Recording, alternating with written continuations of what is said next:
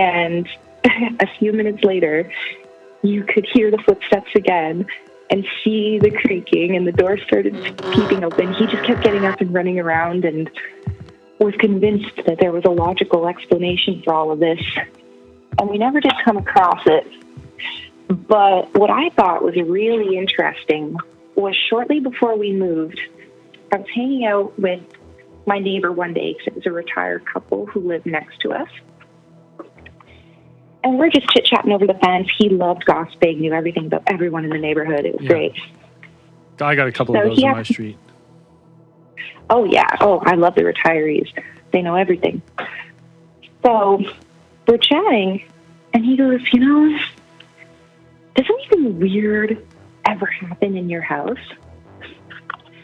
And I went, what are you talking about? What kind of weird? Because we live in a strange neighborhood. Could have been talking about anything. And he said that so for a little while, when no one was living in the house, because it has like many, many families over the years, shortly after our landlords had bought it, he was walking by the house one day, and like he knew it was vacant. He lived right next door. And his dog started like barking out the window and staring because it had this big front window that faced the road. And he's like, I could have sworn I saw an old man in there, the old man who died at the house. Mm. And I was like, what? What are you talking about?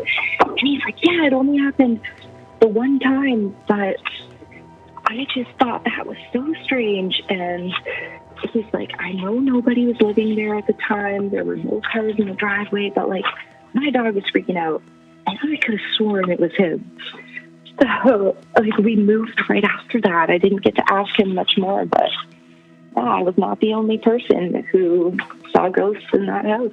It's so creepy too, because you're like, he's just purely curious if it's happening to you as well.